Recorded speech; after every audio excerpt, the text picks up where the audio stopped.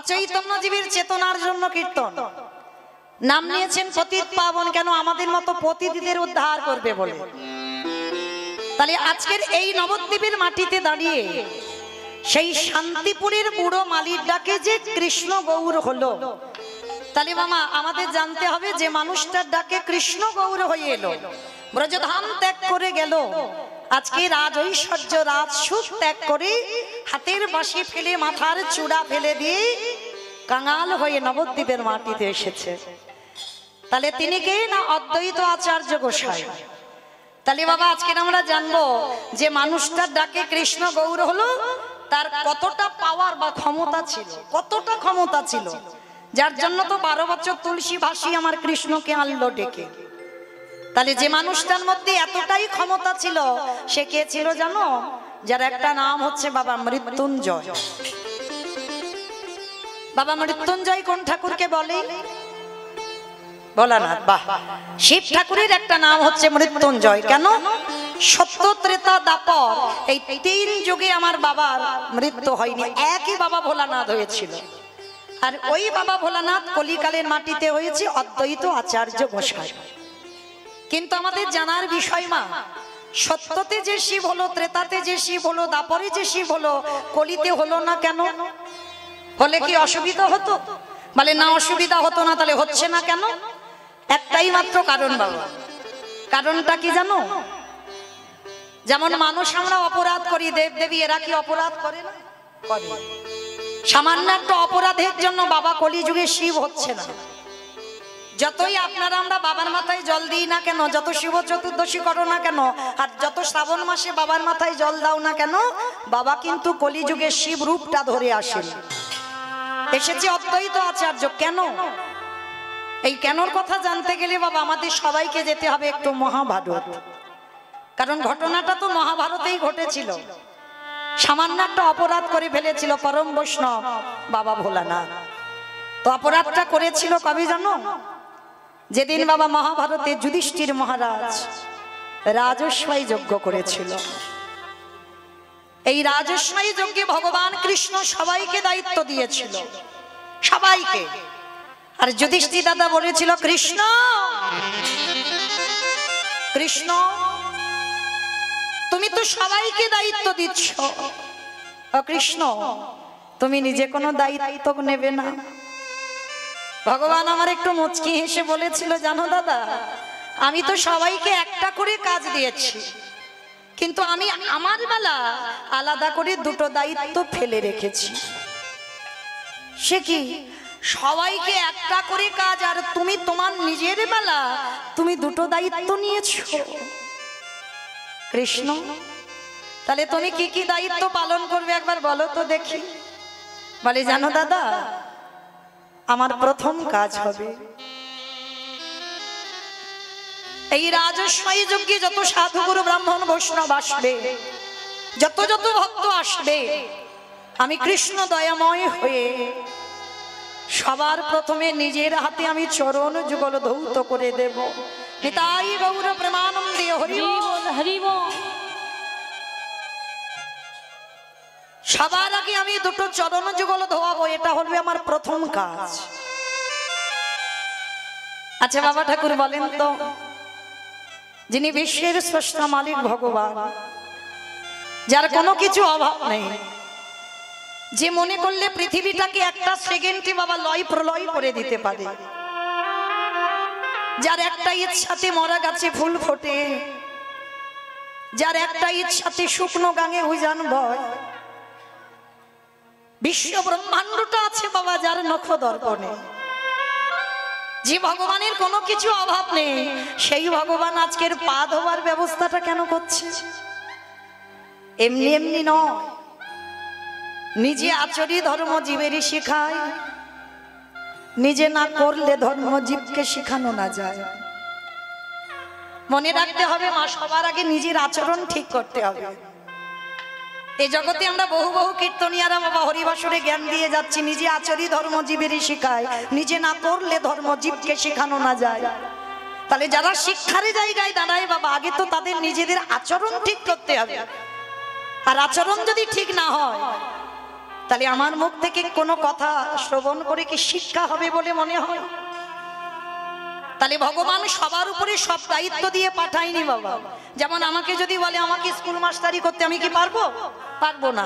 আমার উপরে দায়িত্ব দেওয়া হয়েছে হরি কথা কৃষ্ণ কথা বলতে পারবে, এর বেশি নয়। তাহলে ভগবান কারোর উপরে দায়িত্ব দিয়ে পাঠায়, কিন্তু সবার উপরে নয়। তাহলে ভগবান নিজে আচরণ করে রাজস্বী যজ্ঞে শেখাচ্ছে, যত যত ভক্ত আছে সবার চরণ যুগল ধৌত করাবে। আচ্ছা মা, এই জায়গাটা একটু অনুভব করেন তো, যে ভগবান যার কোনো কিছু অভাব নেই, সেই ভগবান আজকের পা ধোবাবে কেন? এমনি এমনি নয়, ভগবান পা ধোয়াচ্ছে কেন জানো? এই জগৎ সংসারে ভগবান জগৎকে শেখালো, রে জগৎ, তোদের ঘরে যদি সাধুগুরু বৈষ্ণব আসে, তোদের দুবারে যদি কোনোদিন বৈষ্ণব আসে, বৎসরন্তর গুরুদেব যদি আসে, সবার আগে চেষ্টা করিস নিজ হাতে চরণ যুগল আগে ধৌত করে দিতে। এটা মনুষ্য জীবনে কর্তব্য মা। আমরা আগেকার দিনে নিয়মগুলো ছিল, এখনকার দিনে ভুলে যাচ্ছি সব। এখনকার দিনে আমাদের আর মনে নেই সেই সব পুরানো সংস্কৃতির কথা। কিন্তু আমার ঠাকুমাদের দেখতাম বাড়িতে বয়স্ক লোকেরা এলে বসতে দেওয়ার আগে আগে পা ধোয়ার ব্যবস্থা হতো। কিন্তু আমাদের মতো মেয়েরা যত টিভি সিরিয়াল দেখি আর আমাদের আচরণগুলো তেমন হয়ে যায়। কিন্তু মনে রাখতে হবে মা, এগুলো ভুললে হবে না। ভগবান কৃষ্ণ রাজস্বী যজ্ঞে নিজে আচরণ করে শিক্ষা দিচ্ছে। যত যত ভক্তরা আসছে সবার চরণ ভগবান কৃষ্ণ ধৌত করছে। তো এই জন্য চরণ ধরি বলে যাই মা। আমার একটু উলুধ্বনি দেখি।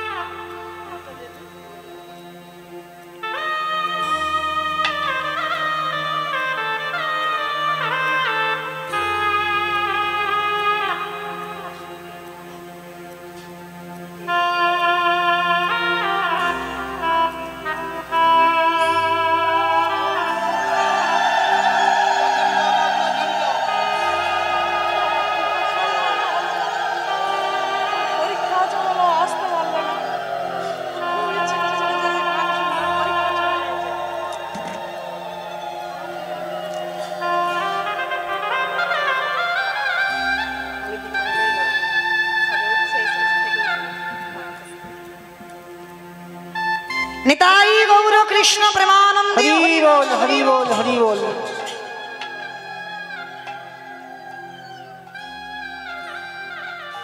তাহলে এই জগৎ সংসারে ভগবান নিজে আচরণ করে জগৎকে শেখাচ্ছে মা।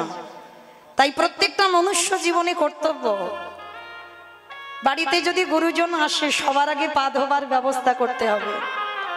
তো যদি বছরান্তর সাধুগুরু বৈষ্ণব নাও পান, মনে রাখবে মা, এই অধম কীর্তনিয়ার কথা যদি কারোর স্মরণে থাকে, বৎসরে একবার যে যার ঘরের বাবা মা তো আছে, যদি পারে বছরান্তরে একবার বাবা মাকে সিংহাসনে বসিয়ে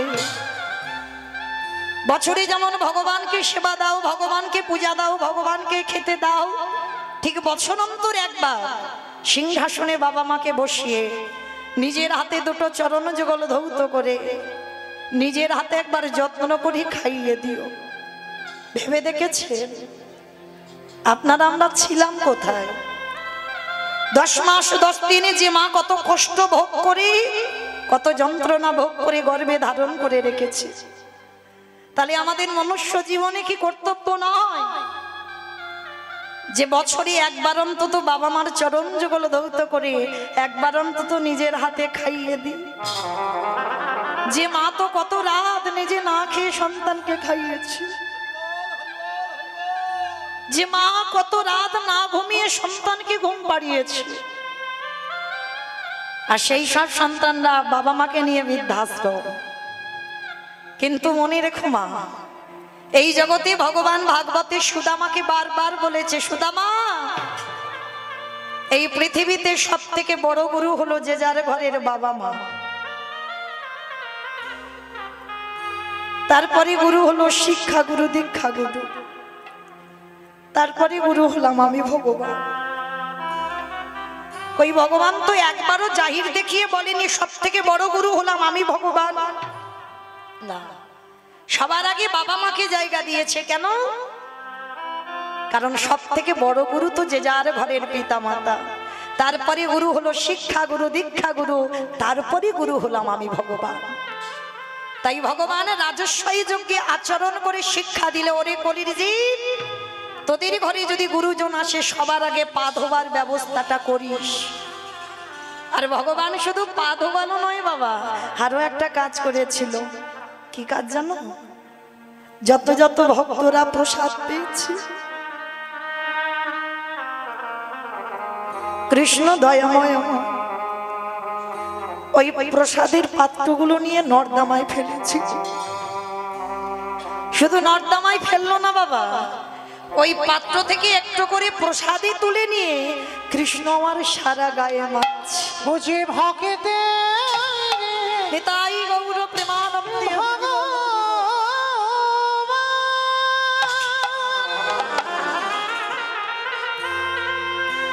বুঝে ভকিত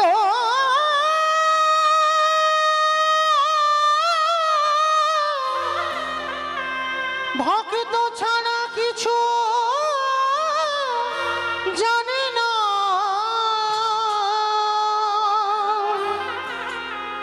তাই তো যুগে যুগে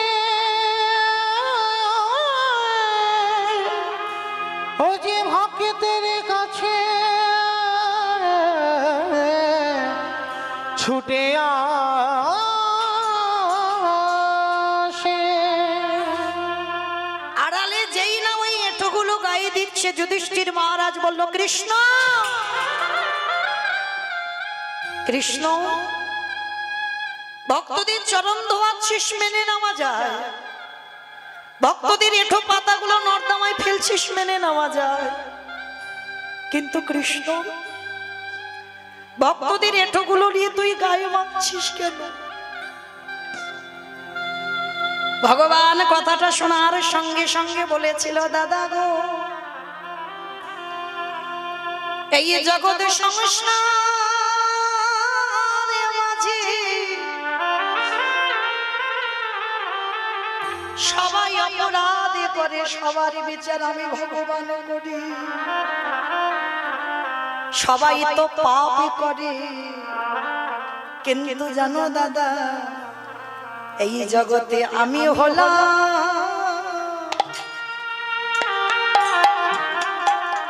আমি হলাম মহাপাপী। এ জগতে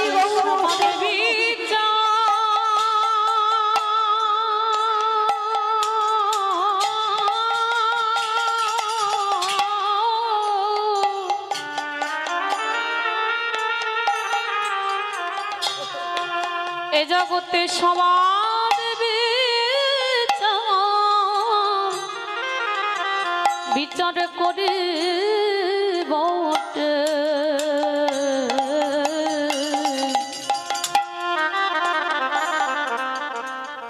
এ জগতে আমি হলাম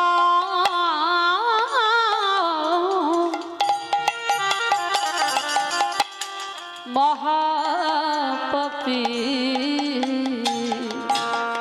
অরে কৃষ্ণ রে, অরে কৃষ্ণ,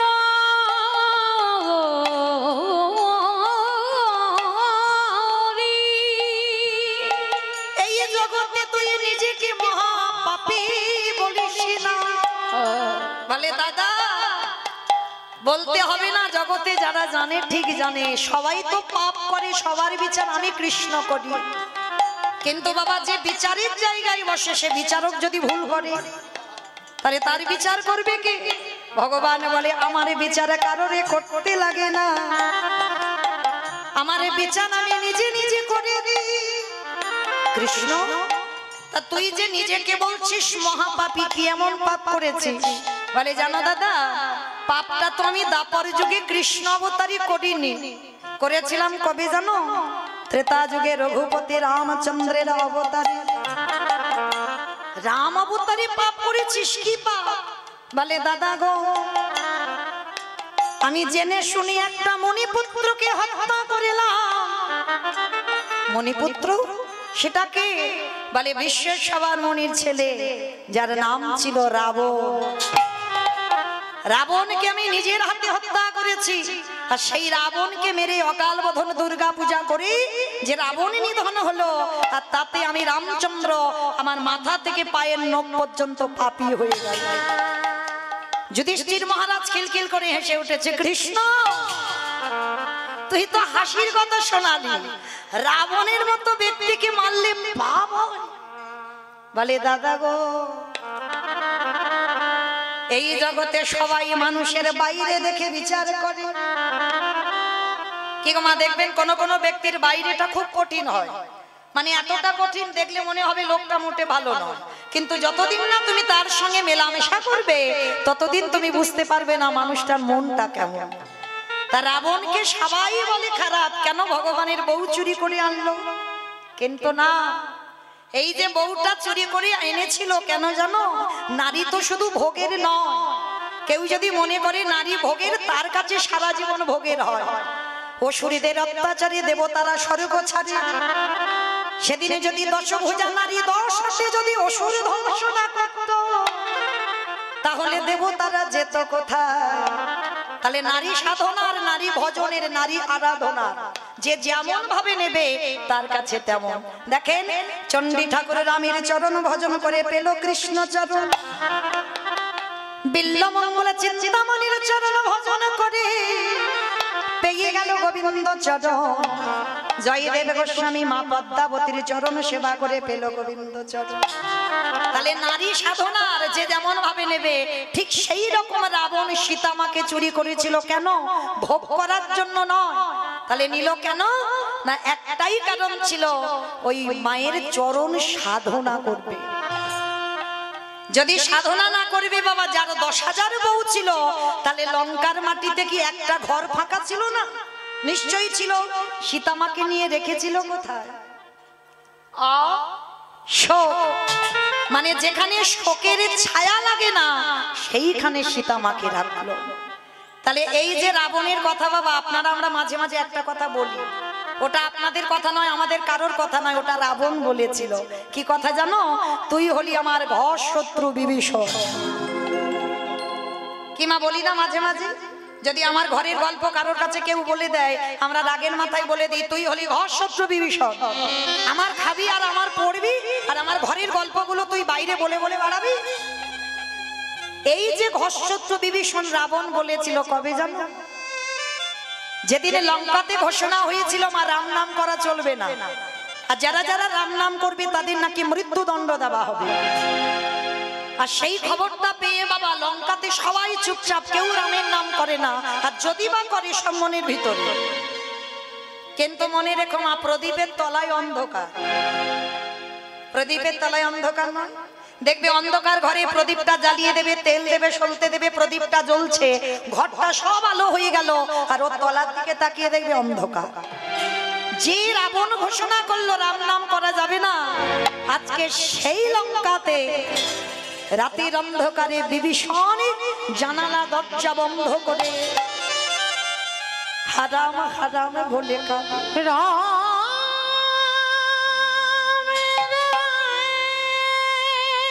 দেখা দে, দেখা দে, একেবারে দেখা,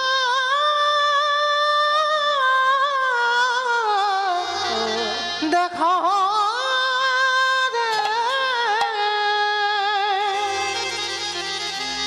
ওরে তুই নাকি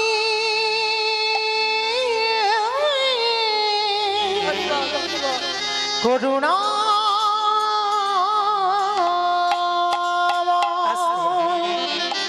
মন দিয়ে শুনবেন মা, দাদা জানবার ভয়ে চুরি করে রামের ছবিটা ধরে কাঁদে রাতের বেলা। কিন্তু দিয়ালেরও কান আছে। একজন কর্মচারী গিয়ে খবর দিল, মহারাজ মহারাজ, আপনি তো বলেছেন যারা যারা রাম নাম করবে তাদের নাকি মৃত্যুদণ্ড দেওয়া হবে। চলেন দেখবে, চলেন এক্ষুনি আমি দেখে আসছি আপনার ভাই ঘরের দরজা বন্ধ করে রাম নাম বলে কাঁদছে। যেই না রাবণের কানে গেল, রাবণ পাগলের মতো ঊর্ধ্বশ্বাসে ছুটতে ছুটতে যাচ্ছে। আর গিয়ে যেই না দরজাটা খুলেছে, দেখে না বাবা সত্যি রামের ছবিটা ধরে বিভীষণ কাঁদছে। পিছন থেকে কাউকে কিছু না বলে সজোরে গিয়ে রাবণ কি করেছে, একেবারে বিভীষণের বুকে লাথি মেরেছে।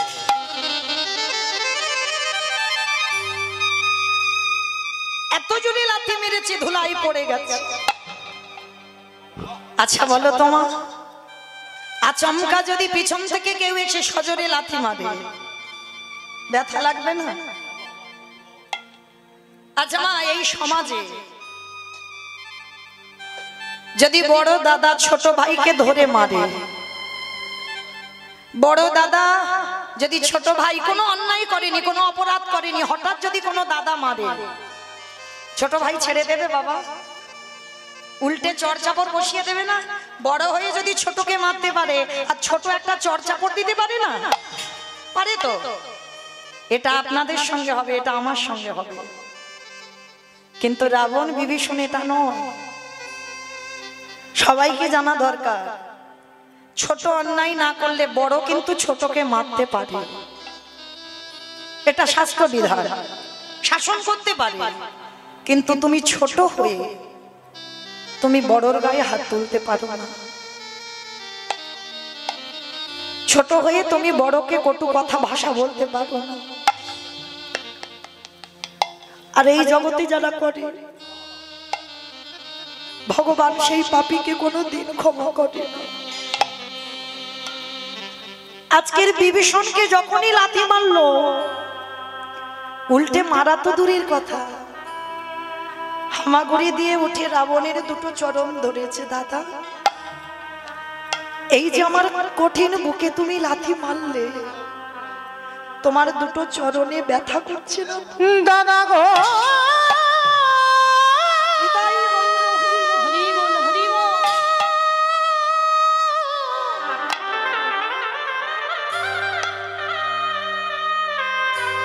আমার এই কঠিন বুকে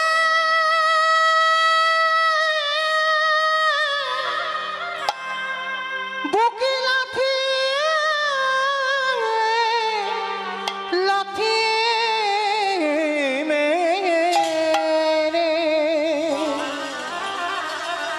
তোমারই ওই কোমল চরণে কি আঘাত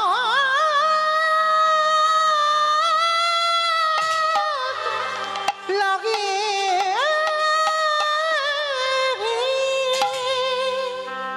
সেই সময় রাবণ বলে উঠেছিল, দূর হয়ে যা ঘরশত্রু বিভীষণ, আমার খাবি, আমার পড়বি, আর আমার শত্রুর নাম জপ করবি, বেরিয়ে যা।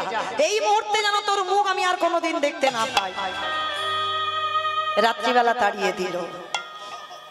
তাড়িয়ে দেবার পরে বিভীষণ কেঁদে বলল, দাদা, এ জীবনে কোনোদিন তোমার ওই চরণে আমার দুটো নয়ন আর এক হবে না।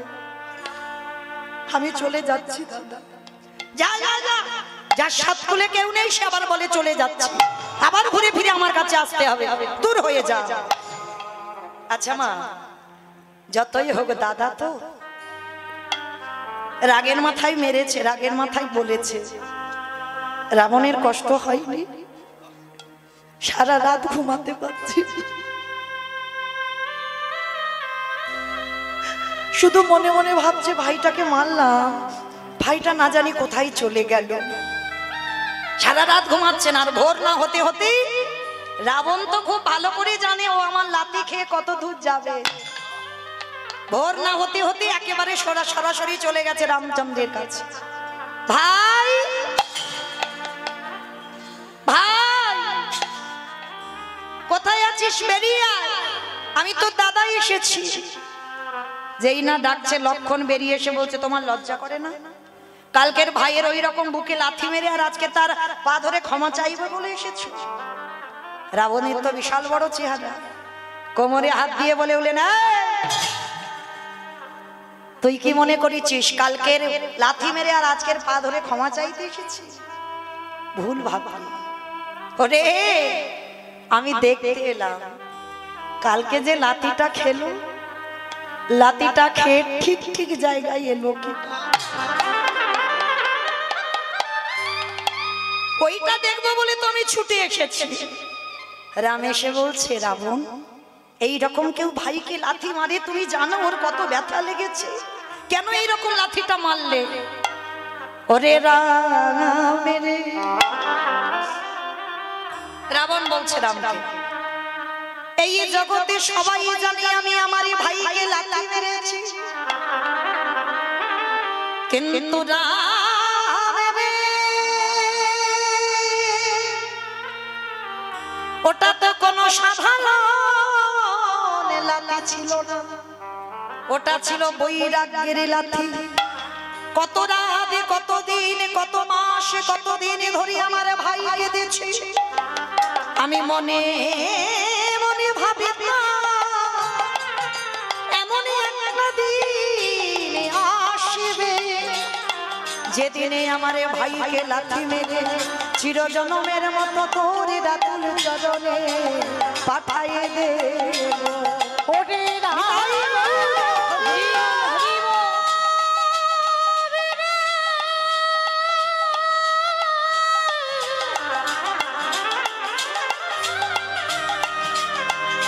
আমি আমার ভাইয়ের বুকে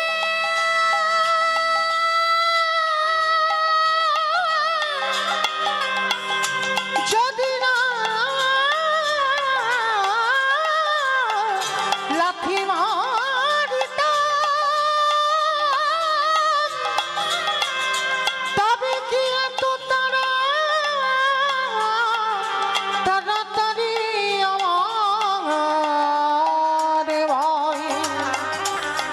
আমারে ভাই তোর চরণে চরণে আসিতে পারিত।